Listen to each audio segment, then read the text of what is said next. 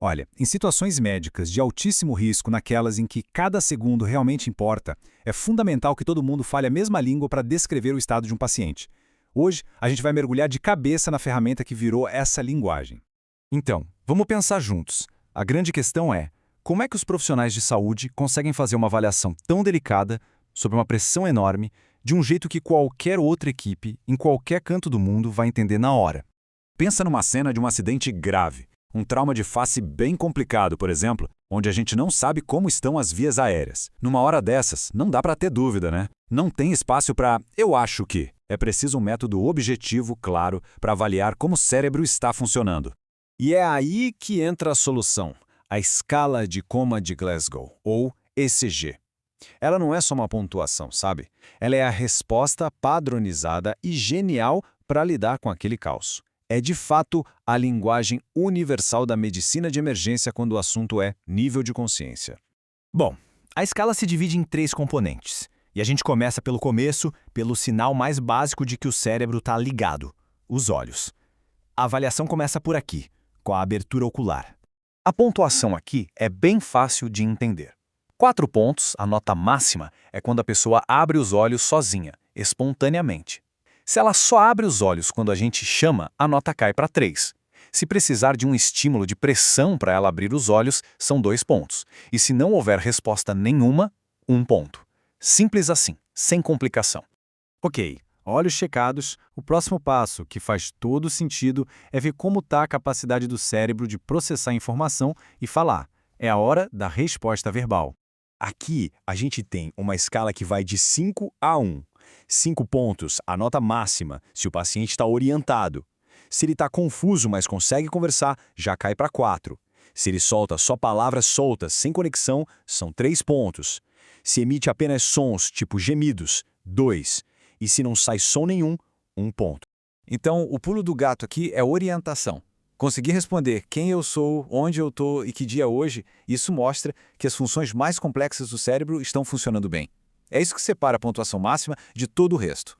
E agora a gente chega na última parte, e talvez a mais complexa da escala original, a resposta motora. Basicamente, como o corpo reage fisicamente, seja a um comando ou a um estímulo. Essa é a parte que vale mais pontos, vai de 6 a 1. 6, a nota máxima, é para quem consegue obedecer um comando simples, tipo, aperta minha mão. A partir daí, a pontuação vai diminuindo conforme a resposta fica menos voluntária e mais reflexa, o que nos diz muito sobre a integridade das vias motoras lá no cérebro. E essa imagem aqui ajuda muito a gente a entender como isso funciona na prática. Quando o paciente não responde a comandos, a gente aplica um estímulo de pressão, por exemplo, na ponta do dedo. E aí, é super importante saber a diferença entre um movimento de retirada normal, sabe, rápido para fugir da dor, e uma flexão anormal, que é mais lenta, meio robótica. Essa diferença já indica uma lesão cerebral mais grave. Mas a ciência não para, né? Pois é, a escala de Glasgow também evoluiu. E a versão mais moderna dela adicionou uma variável que, nossa, faz toda a diferença para a gente entender o que pode acontecer com o paciente. Vamos ver como isso se encaixa. A gente está falando da reatividade da pupila. Isso é um reflexo neurológico básico, mas super importante. A forma como a pupila reage à luz é como se fosse uma janelinha direta para a gente ver como está funcionando o tronco encefálico, uma parte super vital do cérebro. E o mais legal é que calcular essa nova escala, a Glasgow P, é muito simples. Primeiro, você calcula a Glasgow normal, de 3 a 15 pontos. Depois, você avalia as pupilas. E, por fim, é só subtrair o valor das pupilas do valor do Glasgow para ter a pontuação final. E essa pontuação das pupilas é bem direta. Funciona assim, as duas pupilas estão reagindo direitinho à luz, então não subtrai nada, é 0. Só uma delas reage, subtrai 1. Nenhuma das duas reage, aí subtrai 2. Faz todo sentido, né? Pupila que não reage é um sinal de alerta máximo, então a pontuação geral tem que cair. Tá, mas e aí? O que a gente faz com esse número? A parte mais crucial de toda essa história é justamente essa. Como é que essa pontuação vira uma ação? Uma ação que pode, literalmente, salvar uma vida.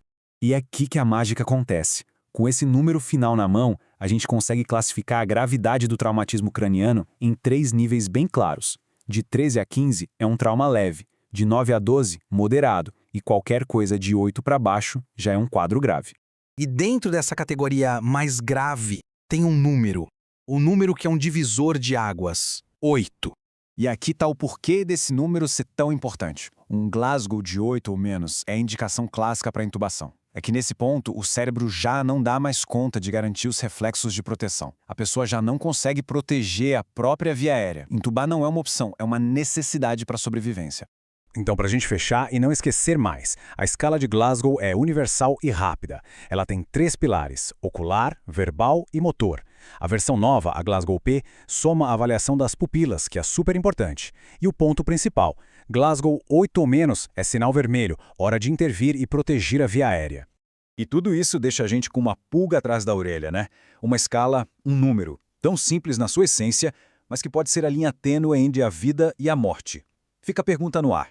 Que outras ferramentas, assim, tão elegantemente simples, têm um poder tão gigantesco dentro da medicina?